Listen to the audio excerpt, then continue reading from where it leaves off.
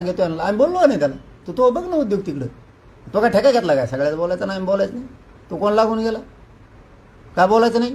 गरीब शेतकऱ्याच्या बाजून बोलायचं नाही, दलित मुस्लिमाच्या बाजून बोलायचं नाही का? गोरगरीब ओबीसीच्या बाजूने बोलायचं नाही, मराठ्यांच्या बाजून बोलायचं नाही. का बोलायचं नाही? कशामुळे बोलायचं नाही ते सांगा आधी. उगाच शानपट्टी मारीत जाऊ नको. इथं आमचे हाला आम्हाला माहिती आहे, मेले 4 पोरं आमचे. देतो का आता तू? माकडं उठते तर बोलत येतं कोणकडे बी. याचं विरोधी पक्षनेता असला असतो कसला. न्याय मंदिर याला म्हणते काय गोरगरिबाचं? न्यायाची जागा तेवढी आहे फक्त. विरोधी पक्ष मेले 4 पोर आमचे, देतो का भरून? म्हणा प्रत्येक ह्याच्यात बोलत जाऊ नको. तो का ठेका घेतला का एकट्याने? मराठीचा मत घेता कुकड लागत का? ते छगन भुजबळ म्हणाले की मला फक्त माझ्या ओबीसी आणि भटक्या विमुक्त आरक्षणाची काळजी घेता येते. घे, हेच केलं तो आयुष्यभर. त्याला घ्या द्या कोणाची काळजी घ्यायची. मी आहे इकडं, मी घेतो मराठ्यांच्या आरक्षणाची काळजी. त्याला घ्या द्या.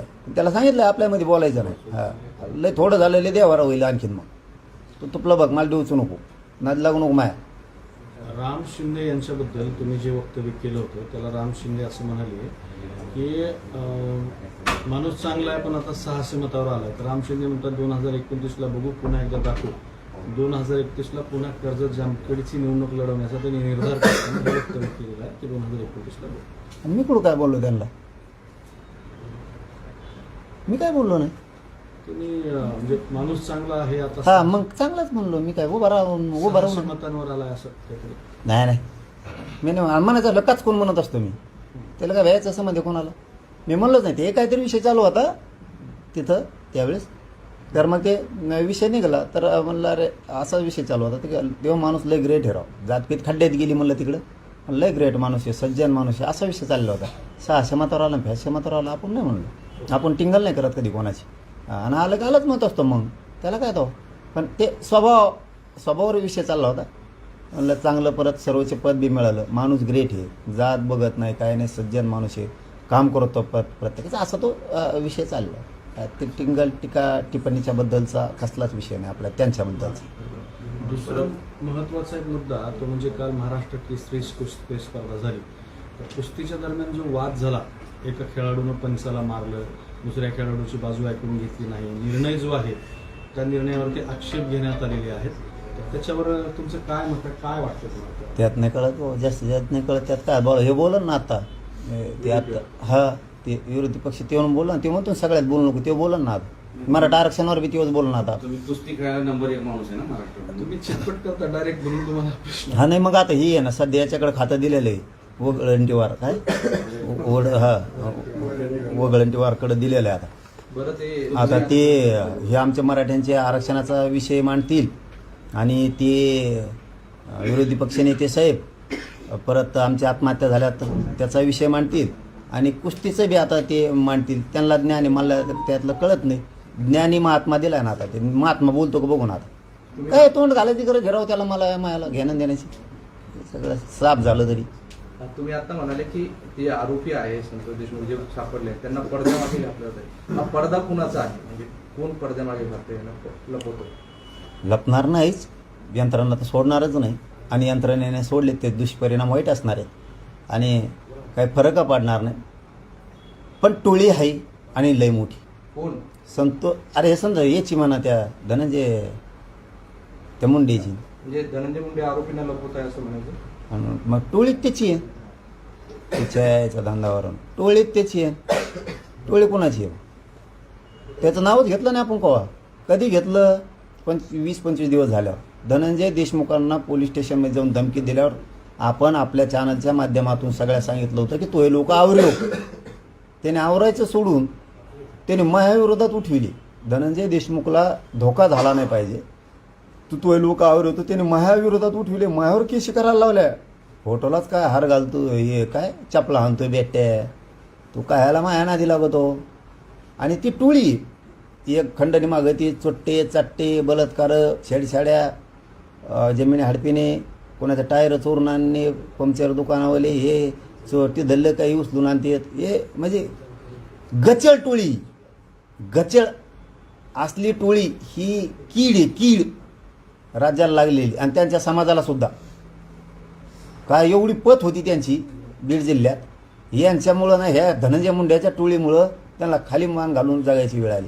आता वाटतंय की त्यांच्या श्रद्धास्थानाला सुद्धा याच टोळीनं कलंक लावला असणार आहे त्यावेळेस. त्यांचा एक मोठा नेता आहे, त्यांना सुद्धा जिवंतपणे मरण्यातना याच टोळीनं भोगायला लावल्यात असा संशय येतो. हीच टोळी ती टोळी हे कोण तांबा आम्हाला किती दिवस बघतो ते येतात का नाही, त्या टोळीकडं जनताच बघ. असं आहे की त्याच धनंजय मुंडे सोबत निवडणुकीच्या आधी रात्री मध्यरात्री तुमची एक भेट झाली होती, त्याबद्दल तुम्ही कधी काय बोलले नाही. काय त्याच्यामध्ये त्यांनी तुम्हाला म्हटलं होतं, जरा सांगा आता. या असं जर टोळी वाटते तुम्हाला तर. आणि टोळी वाटत आहे तुम्हाला वाटत नाही, सांगाल का ते काय ही थोडंच आहे. त्या टायमाला म्हणलो होतो मी आलता म्हणून, मी काय नाही म्हणलो काय का. बोलणं झालं की काय बोलणं असतं त्या टायमाला, दुसरं काय असतंय तुम्हाला माहित नाही. दुसरं काय तेच ना, सांभाळा अमकं तमकं, दुसरं काय असतंय त्या टायमाला. काय बोलणं असतं. आणि मी तेवढंच गेलतो तेव्हा आलता. निवडणुकीत सांभाळा असं म्हणलं होतं. अरे ते काही आता कोण आलेलं नको सांभाळा म्हणून जाऊन द्या. हां तेच काय आलेला कोण नाही म्हणून, तिथं आलेला कोणचा म्हणून नाही सांभाळा. मग तिथं काय होतं, तिथं काय वाटप होती वय, खरी खोबरं वाटत होतो आम्ही तिथं होतं काय, तिथं कोणी पण येत होता प्रत्येक वेळ. पण इतकं नीच वृत्तीची टोळी असेल त्या टायमाला आम्हाला तरी काय माहित. त्यासोबत कराड पण होते वाटतं, वाल्मिक कराड पण. हा मग होतच होता का, म्हणजे काय ते काय प्रधानमंत्री आहे काय. अरे मला माहित नाही ते काय झालं, ते आलं रातची आणि आम्ही म्हणलं काय भेटायचं नाही, पण ते थांबलेले होते बाहेर. पण ते बरं ते थांबलेली वेळ असल्यामुळं मी कसं आहे, मला हृदय आहे, माणूस की म्हणलं दादा को उभा करा, जाऊ दे घ्या भेटू. तर त्यांनी सांगितलं, त्या धनंजय मुंडेंनी सांगितलं ह्यो सरमाडे म्हणून काय ना हा ते ये म्हणून. अरे म्हणलं हे का ते हार्वेस्टरचे पैसे बुडीला माहित आहे नव्हतं. आणि मग ते लगेच बाहेर गेलं. मी तेवढं म्हणलं की तेवढंच बाकी काय नाही. काय झालं काय, त्यांनी जरा शब्दशः सांगा ना काय घडलं होतं त्या. तिच्या याची हुंबल सांगा तुम्हाला लय ही लागली. आम्ही म्हणतो दुसरं काय तिथं माझ्याजवळ तेवढं एकच. तिथं येणारा प्रत्येक माणूस निवडणुकीच्या काळात आल्यावर काय मागणार, माझ्याकडे ध्यान राहून द्या बाबा, प्रचाराला येऊ नका. प्रचार येऊ नका. टप्पर आहे कोणाच म्हणायची, या महाराष्ट्रातच कोणा टप्पर आहे आपल्याला म्हणायची येऊ नका. आमचं जुळलं नाही त्यांच्याकडं. आपण हे बघा एवढं सांगितलं म्हणल्यावर ते खोटं बोलून का मीडियाला, मी किती खोदून विचारलं तरी येऊ नका म्हणायची टप्परच नाही आपल्याला कोणाचीच. फक्त आमचं समीकरण जुळलं नाही. त्यामुळं 4 तारखेलाच आम्ही डिक्लेअर केलं होतं की राज्यात कुठंच जायचं नाही. आपलं समीकरण जुळणं कुठं जातो, दोन्ही मानात आरक्षण देतो. महायुती बिन महाविकास आघाडी म्हणजे काय बसायचं कोंकड हिंडत. आम्ही आमचं समीकरण जुळलं नाही, आम्ही स्टॉप येऊन गेलो. त्यांनी म्हणून मी ऐकून आणि ते स्वभाव तुम्हाला माहीत नवं मग ते मी ऐकू शकतो. तुम्ही काय म्हटले. येत तिच्या यायचं खेळवारानं काय तू म्हणलं असं ही सुरू केला बा भाट्यात नांगूर धरलाय हो ना. असं आहे की ते काय तुम्ही काहीतरी बोलणं झालं असेल ना, ते तुम्ही ते सांभाळा म्हणल्यावर तुम्ही हो नाही काहीतरी म्हटलं असेल ना. आम्ही गप्प बसत असतो. आपला असं गप्प बसत असतो. गप्प त्या टायमाला कुणी आला आपण गप्प बसत असतो. हो म्हणत नाही, मानं आलीच नाही, काहीच नाही. पाय बी पडले असं काहीतरी घडलं जाताना. डिटेल माहिती घेतली हो आम्ही. खरं खोटं आहे. जाऊ दे काय. आशीर्वाद घेतला होता त्यावेळेस काय असतंय, त्यावेळेसचा विषय हे होता काय म्हणून त्याला कुणी पण यायचं. पाटील, आता हा विषय आलाय तर जरा सविस्तरच सांगा. व प्रश्न उत्तर हे जुगलबंदी नको. बरं काय नेमकं त्या दिवशी झालं, किती वाजता ते धनंजय मुंडे आले, तुमच्याशी काय बोलले, दर्शन घेतले का नाही, जरा सविस्तर सांगा. आता प्रश्न विचारणार तुम्हाला जे सांगायचं ते सांगा. ओके नाही आहे तेच आहे. मी लय आता तिथं काय हजारो शेकडो मोठमोठाले नेते यायचे, अंतरवाले मोठमोठाले. आणि मी रात दिवस त्यांना भेटायचो, त्यांचा सन्मान करायचो. मी कधीच असं म्हणजे दुजाभाव देत नव्हतो, अजिबात देत नव्हतो. आणि राज्यभरातले माणसं मोठे आलेत आणि आपण उगाच त्यांचे हेळसांड करायची. कारण मी गरिबाचा लेकरू आहे, एक गरिबाचं काम करणारा पोरगा आहे. आणि आपल्याला मोठा व्यक्ती आला आहे आणि त्याची हेळसांड होऊन अवमानित करून त्याला माघारी पाठवणं हे मला शोभत नव्हतं. कारण मी गरिबाच्या घरात वाढलेलो होतो. असे रात दिवस जागणार पण भेटायचो, ही माझी पद्धत. आणि ते 7-8 दिवसापासून निरोप येत होतं वाटतं अंतरवालीत. की यायचं आहे म्हणून. आता ते काय ये कोणी नका येऊ असा तो विषय लगातार सुरू असायचा. आणि मला काय ही माणूस भेटला की त्यो माणूस भेटला की त्यो असं सलग सुरू असायचं.